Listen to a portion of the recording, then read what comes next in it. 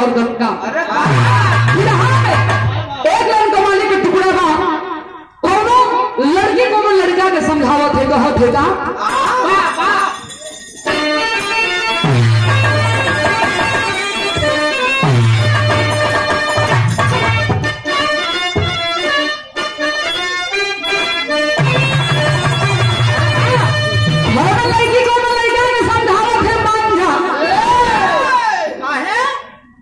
कलश की ना मानो, कलश की मत माना।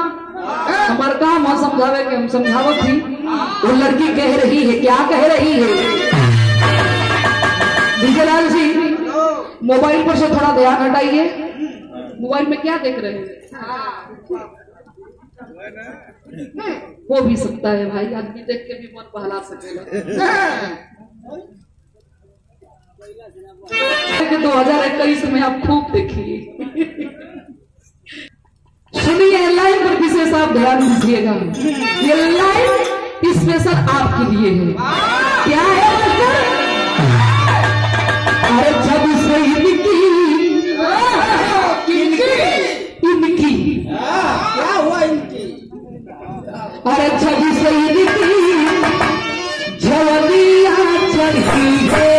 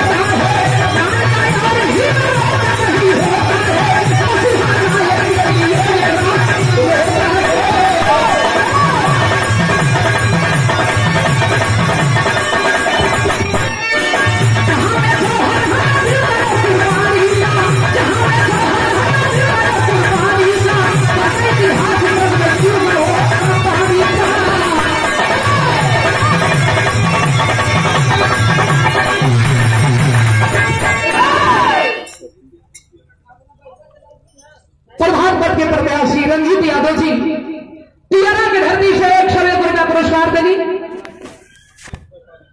जी कोई भी कहानी हो, चाहे कोई भी लड़ाई हो, सरहद हिंद से लेके आजादी से लेके चाहे कोई क्षेत्र की लड़ाई हो, जवान अपने आप की कुर्बानियां दिए हैं तो हिंदुस्तान के नारी भी कम नहीं थी।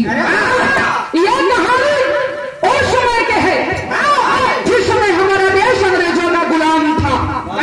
लंदन के रहे जनरल डायर अंग्रेज और लॉर्ड कैनरी अंग्रेज, हिंदुस्तान की धरती पर दोनों अंग्रेज आते हैं और हिंदुस्तान के धरती पर आके इतना जुर्म, इतना अत्याचार किया वो पापी अंग्रेज कि लोगों के अंदर डर समा गई, दहशत फैल गई लोगों के अंदर।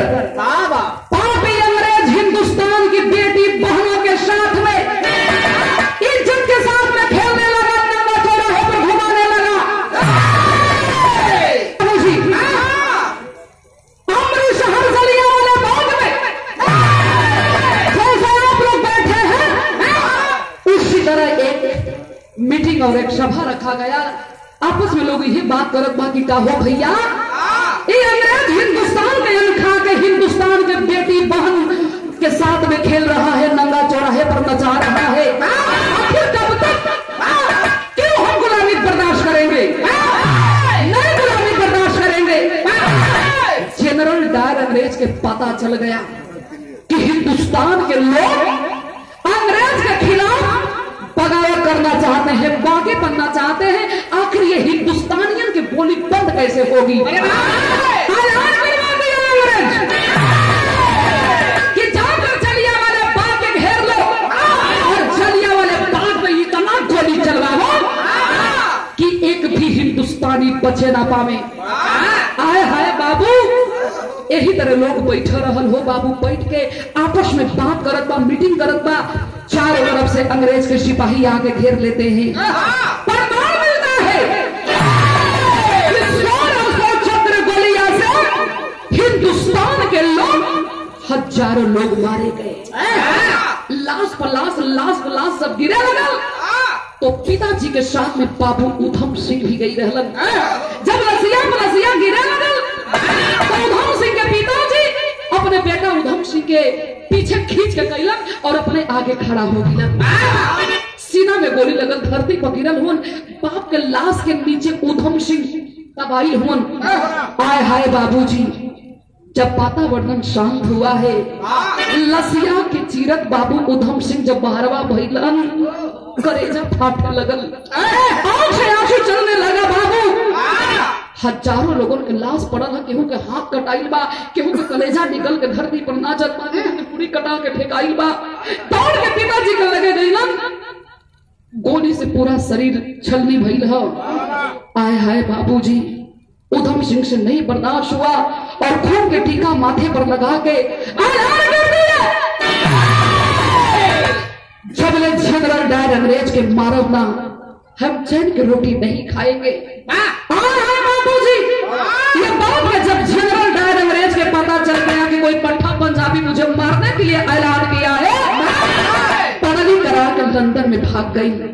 जब ये बात के बाबू उधम सिंह सुनला कि लंदन में भागल, अंग्रेज बदली करा के हिंदुस्तान के धरती छोड़ के लंदन में भागल बा। उधम सिंह ऐलान कैलन, एक बात कहले वो हमें लगी रहा।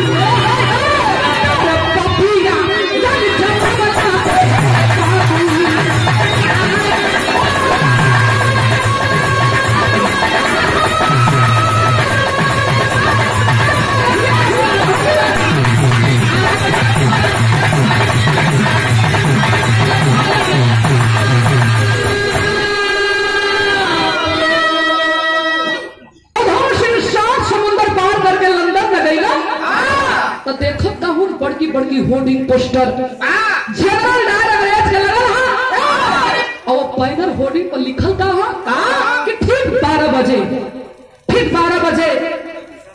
क्रिकेस्टन हॉल में एक मीटिंग, एक सभा रखा गया है जनरल डायर अंग्रेज साहब के। कलम की ओ हो अब ऐसा बढ़िया मौका मिली बुली नहीं कहा, लेकिन आखिर हम जाई तो कैसे जाई? पिस्टल के ही मुरेठा में छुपौलन, अब पत्रकार के रूप पत्रकार के रूप बना के जाके वही मीटिंग में शामिल हो गए। सामने वाले कुर्सी पर जाके बाबू उधम सिंह बैठ गए। जब सामने वाले कुर्सी पर जाके बैठल अंग्रेज आई मंच पर एंट्री कैलस और माइक पकड़ के यही बोला कि यही जनरल डायर अंग्रेज छलिया वाले बाग में हजारों हिंदुस्तानियन के मिट्टी में मिला के छोड़ दिया। अरे बाप रे बाप, पट्टा पंजाबी पापा उधम सिंह के देही में खून खौले लगल। वही पेड़ के तोड़ के फेंकलन, निकाल के मुरेठा से पिस्तौल ताड़ ताड़ 3 गोली मारलन। गोली मारे के तो मार देलन, लेकिन बाप ये अंग्रेज चारों तरफ से घेर लेते हैं बाबूजी, और घेर में ले जाके पेंटाबेला जेल में बाबू उधम सिंह के फांसी की सजा दे दिलन। और जब फांसी की सजा दिलन तो चारों तरफ हाहाकार मच गया, पेपर में ये बात छप गया। आज जब पेपर में बतिया छपल हाय हाय, तो ये बतिया पेपर वाला पढ़त के है उधम सिंह के दोस्त दिलबाग सिंह, जे एक संगे रहे, एक दांत के रोटी खाए, बड़ा गजब के दोस्ती रहल। दिलबाग सिंह हाथ में पेपर लेके गनगन गनगन कापत हुन रोवत हुन। एक बहिन रहल, बहनिया के नाम बा बिमला। दिलबाग सिंह के पजरवा खड़ा बिया, पूछत बिया कि भैया ए भैया काहे पेपर में लिखल है, काहे पेपर पढ़ते तू रोवे लगला, कांपे लगला, का बात बा? कलम की बिमला दहिनी बहिए अंग्रेजवा हमार तोड़ देलते, हमरे भैया के फांसी दे देलन। लेकिन गौर करेंगे बाबूजी, दिलबाग सिंह नहीं बर्दाश्त कर पाए, ऐलान कर देलन कि जनरल डायर अंग्रेज हमारे दोस्त मार के उधम सिंह, और उधम सिंह के लंदन में जब फांसी हो गई तो ये दिलबाग सिंह प्रतिज्ञा करता है, कसम खाता है कि जबले लाड के नरी अंग्रेज के मारब ना, अपने दोस्त के पता ये पापी अंग्रेजन से लेबना, चाट की रोटी हम नहीं खाएंगे। लाड के नरी अंग्रेज कौन था? जो जनरल डायर अंग्रेज के साथ में आया था, बदली करा के इलाहाबाद में रहत रहल। तो वही बात फिर हम एक लाइन गीत का मास्टर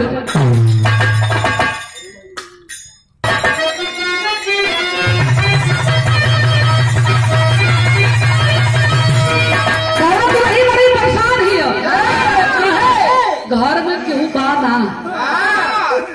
ओकर मरद दुबई में रहत रहत।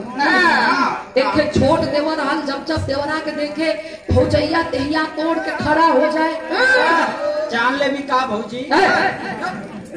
देवरा कहे कि सुन कहियो हमार हार्ट अटैक ना न करेगी, कैसन देहिया तोड़ी ली रे, का तोके पता है हम कितना परेशान है, तो यार भैया तो हुआ नहीं। भौजैया अपने देवरा से कहत है, का कहलस?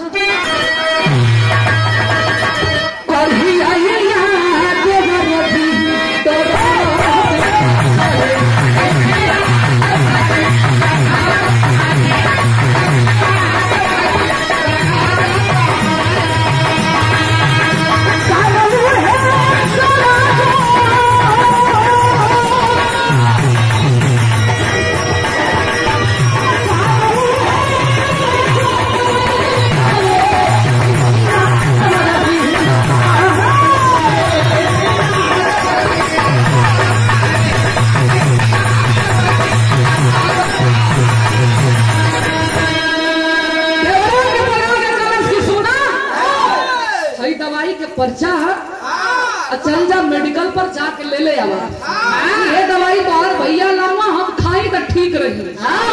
वही मेडिकल पर से लेके आई कलश की, ए भौजी भौजी रे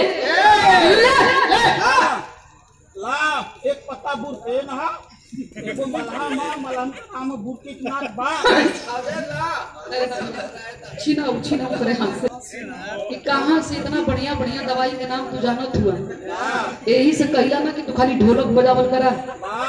जरूरत पड़ी तो ना लिया दवाई का। तोरे जैसे आदमी की मेडिकल पर से भाग के जरूरत ना। लेकिन कहानी पर ध्यान रहे, दिमाग से ग्रमोत्थान हो गई है महत्वपूर्ण। अरे आग भूषण में पपिया लगाई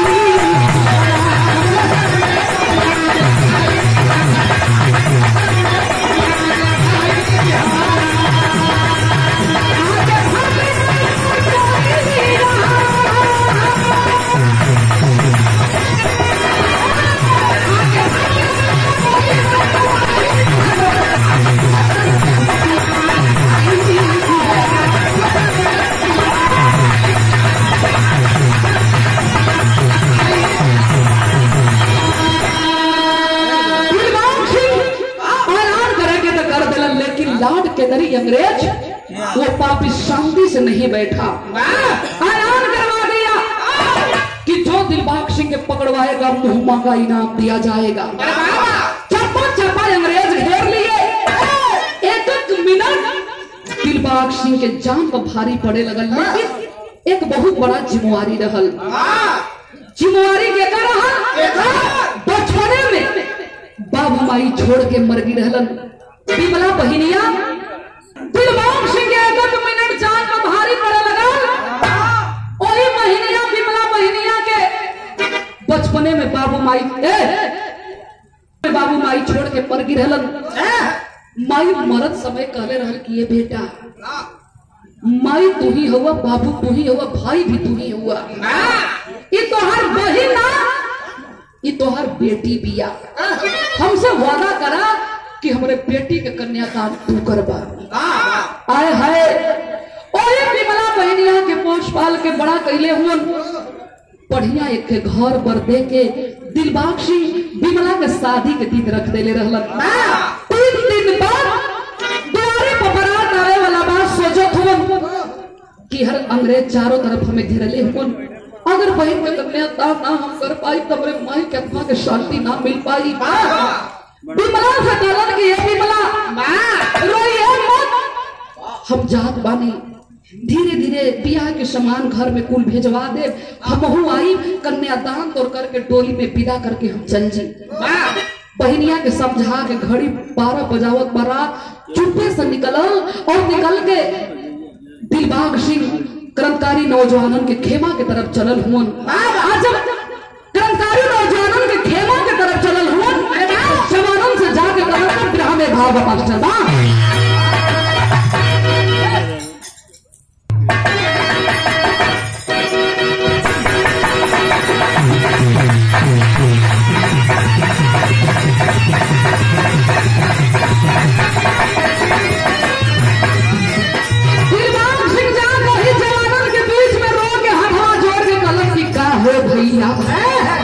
बिमला खाली हमरे बहिन हमार बहिन के डोली ना उठी का, हमारे बहिन के कन्यादान हम ना कर पाई का, तब समान को हरमदार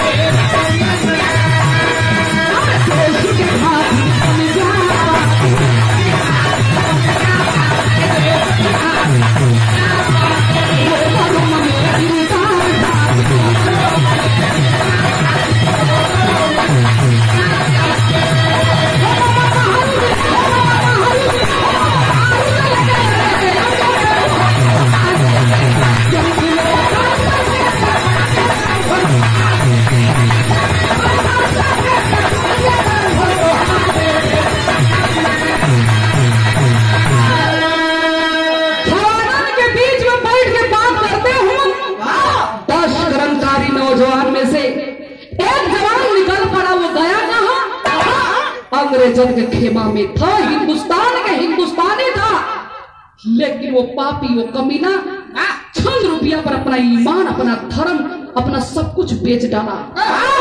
जाके अंग्रेजों से मिल गया, बोला कि अरे साहब दिलबाग सिंह के हम पकड़वा दे तो कितना रुपया देबा। निकाल के रुपया के बंडल अंग्रेज फेंकलस। कलश की देरी कोने बात में करत हुआ। यही बगल वाले खेमा में कर्मकारी नौजवानों के संग में बैठ के दिलबाग सिंह बात करत हुआ। चल दिया अंग्रेज, जाके चारों तरफ से खेमा घेरवा लिया और ऐलान कर दिया इसमें से दिलबाग सिंह कौन है, अपने आप के हमारे हवाले कर देना तो हम गोली के प्रसाद शुरू कर देंगे। हवा में फायरिंग शुरू कर दिया अंग्रेज। दिलबाग सिंह हाथ ऊपर करके कहते हैं खबरदार, एक गोली मत चलाना। हाथ में हथकड़ी, पांव में बेड़ी डाल के घिचट ठिठिरत घिसेटत ले जाके अंग्रेज दिलबाग सिंह के जेल में बंद कर दिया। और जब जेल में बंद कैलाश तो दिलबाग सिंह ही करेजा पर अपने सीने पर हाथ रख के यह गालन की टिबला, माफ कर दिए रे बहन, माफ कर दिए माई के सपना और माई के वचन हम ना पूरा कर पाऊनी। आए हाय बाबू, जेल में पापी अंग्रेज बंद करके मारत बा, तड़पत हुआ, लेकिन मड़वा में बहनिया बैठल बिया। कल है हमार बारात आई, भैया कहले रतन की सामान कुल भिजवा दे, लेकिन एको सामान आई रोई नहीं। तो भैया कहाँ रह गिलन? रोवत बिया, रो के बिमला बहनिया अपने भैया खातिर कहत का है भाव है मास्टर।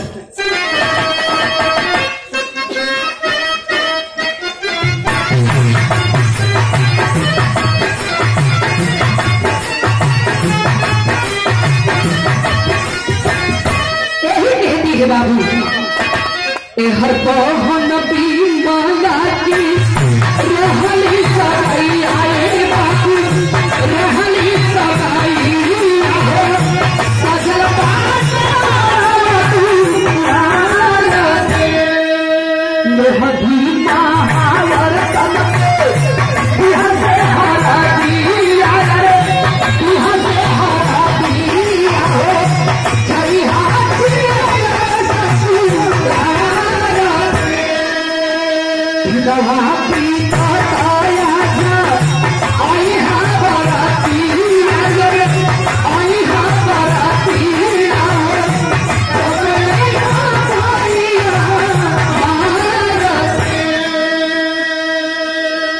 भैया हमार कबैया यही कहा के रो रही है बाबू। तब तक दिन भी बीत गया। शाम के बेला दुआरी बारात आके लगी, न बारात के कोनो व्यवस्था न कोनो इंतजाम। गांव के लोग अलग की हो बिना बाप मातारी के टुअरी भाई के भी पता ना है भैया, केहू के तो बिटिये है। गांव के हमन के मर्यादा इज्जत है, जवने हाथ उन्हें ले चल के बारात के सेवा सत्कार करके आइए लड़की के अपने घरे भेज दिया जा।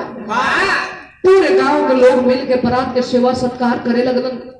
पंडित जी बोलौलन और बुला के कहलन कि भैया समय कम बाटे, बेटी के बुलावा, अब धीरे धीरे ब्याह के भी कार्यक्रम शुरू हो जा। बिमला आई लोही घूंघट पे फपकत बिया, रोवत बिया, भैया मना बड़ा वादा कहले रहलन कि तोके हई किन के ले आई, वैसे सजाई, तोरे ब्याह में खूब खर्चा करब का भैया। एक लाइट बत्ती भी हमरे दरवाजे ना जलत बा। बाबू मर गिलन, माई कर देली, सब कुछ तो ही हम जानत रही, लेकिन कौन गलती कैली भैया कि आज तो हमारे ब्याह वाले दिन के नाइला हमें कुछ ना चाहत रह। आप खाली आ गिरोता हमें सब कुछ मिल जात। लेकिन गौर करेंगे बाबूजी, मड़वा में जब ब्याह बैठल बा तो उस समय भइल का विदेशिया के अंदर भाव है।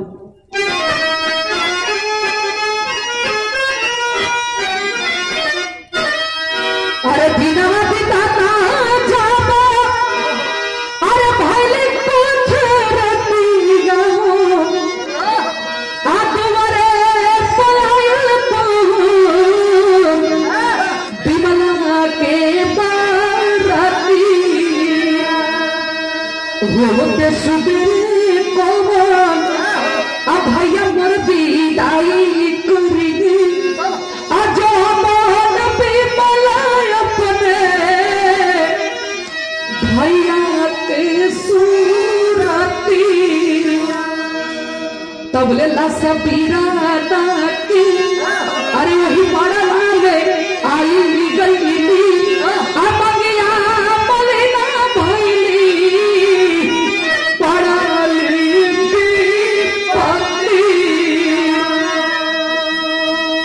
आए हाय बाबू पापी अंग्रेज इतना सजा दिए, इतना जुर्म किए कि तड़प तड़प के दिलबाग सिंह वही जेल में अपन दम तोड़ देलन। फटही चद्दर में लसिया लपेट के हे तेरे आंगन में बिया बैठल बा, तुमरिया पर अंग्रेजवा लसिया रख के चल गिलन। हाय हाय लोग कइले बा हड़कम मचल बा, लोग ये कहत बा बात यही लग रहे अगना में बात ना जाए के चाहिए, जोन बैठल बिया पागल हो जी ये बात को हाथ तक ना जाए के चाहिए। लोगन के खलबली से पिबला सोचत पे कि लगत बा हमा भैया आइले वन, लेकिन हमसे मिले बदे ना आए आवत हुआ का पंडित जी घर छोटी आंगन छोटी भैया छूट जाइयन तनी हम अपने भैया से मिल के आवत थी, 2 मिनट खाली बियावा रोक देता।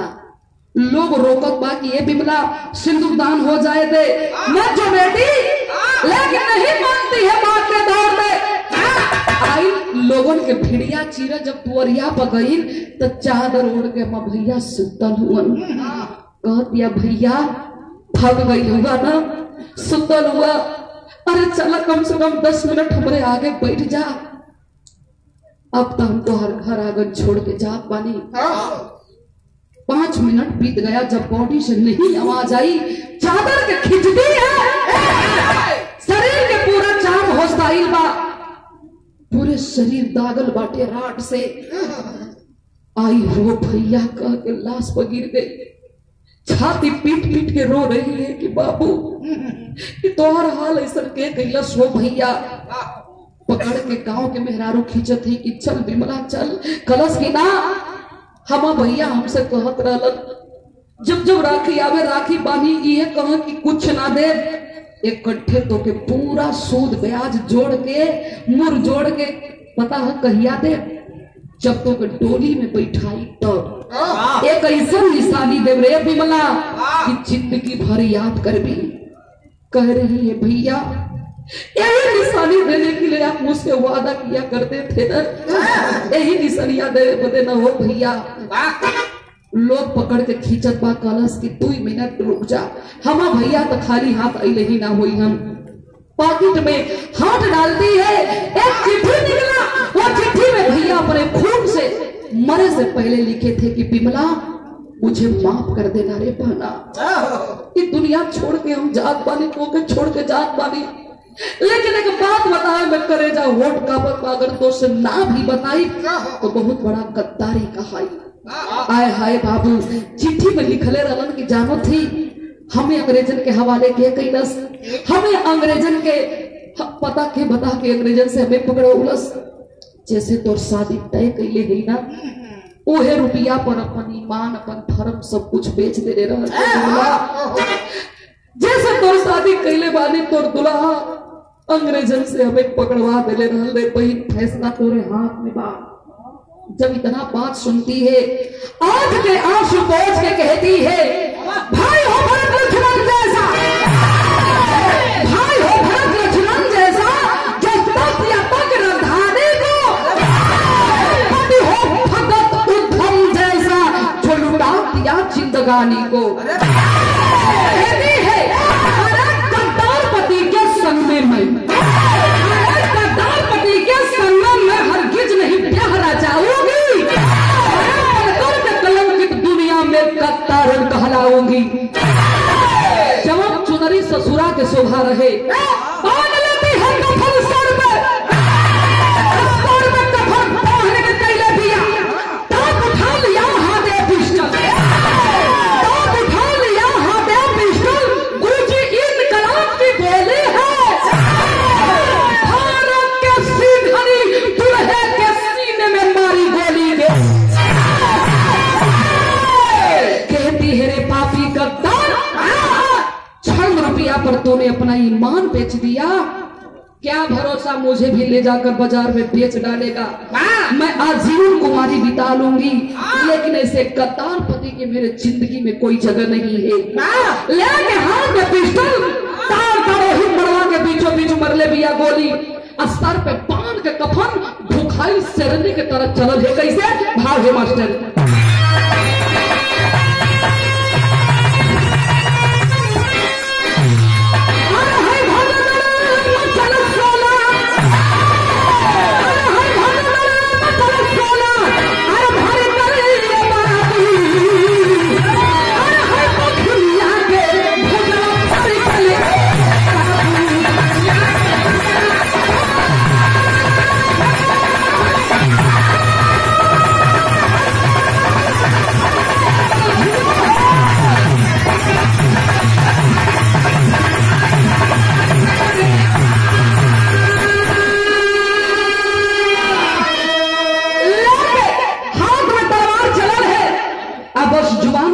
के नाम हो लौट के नरी अंग्रेज के मारब अपने भाई के बदला अंग्रेज से ले।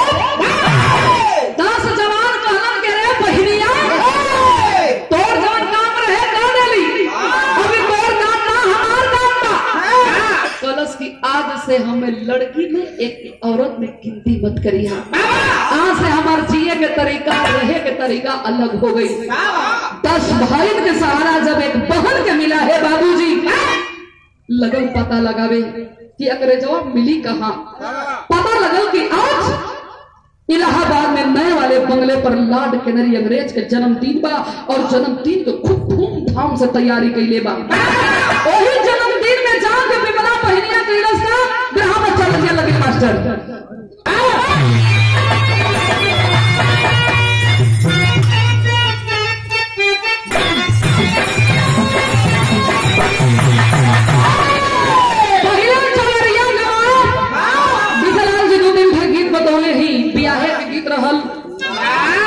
और कैसे तो समधी के भैले नंदलाल महाराजवा रे पुरान गीत रहल बहुत बढ़िया। और हकीकत है कि पहले के गीत में और आज के गीत में बहुत अंतर हो गई, लेकिन अभी विराह के कलाकार जो कुछ भी लिखी हन गई हन वह पर्दा रही। भोजपुरी में तो अश्लीलता के हद हो गई। अच्छा अश्लीलता शुरू कहाँ से भाई? लगा दी चोलिया के हुक राजा जी नहीं खेला लगा दे मत हुक राजा के देखा मुंह में। अच्छा ये गीत जब मार्केट में आई लेकिन मिला और गवलोश वही रे जगहिया दाते काट ले ले राजा जी काहे ना जिभिया से चाट ले अच्छा ये गीत जब मार्केट में आई तो गवैया घूम घूम के पता लगावे लगल कि कौन जगह है कि जहां वो दाते कटले रहल, लेकिन आज तक पता ना लगा पौलन। 5-7 आदमी भी चला हो हरिया रिन्यूअल क्या है भैया? आसाराम बापू नारायण साईं राम रहीम कुल भवन की लिस्ट लेके बैठल हो। अच्छा आसाराम राम रहीम फलहारी बाबा कुल रहवे कैलन। बनारस में एगो बाबा निकलल रहल उनका नाम रहल है नरेंद्र दास। विजयलाल जी नरेंद्र दास बाबा लड़की के नहीं वो लड़कन के प्रेमी रहल वो ऐसा खाली गणतंत्र दिवस मनाओ।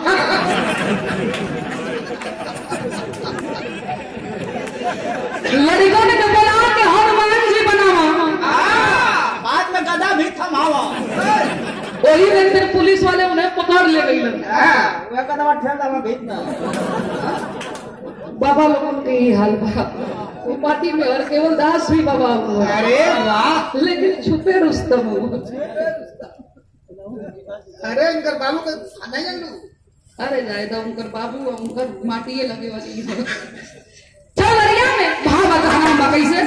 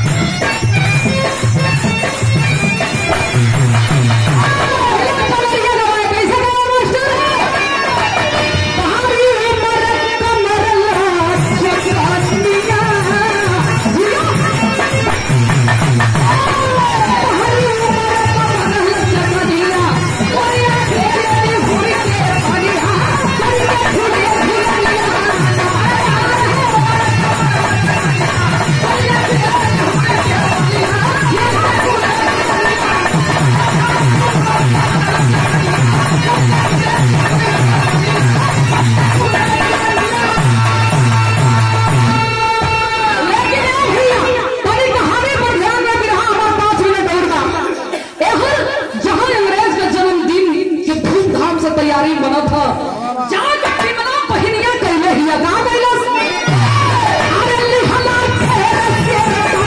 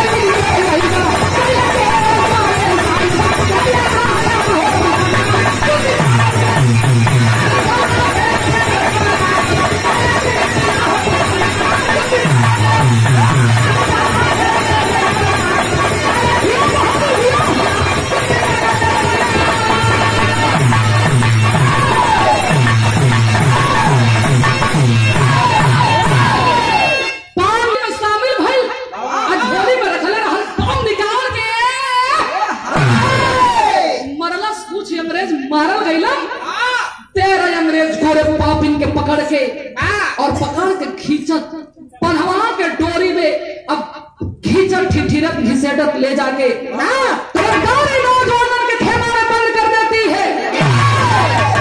लोग कहत बाकी साबस बिटिया साबस रख रहे हिंदुस्तान के मान सम्मान। लेकिन ये बाबू आखिर भइल कहां तेरे के अंदर भाव बा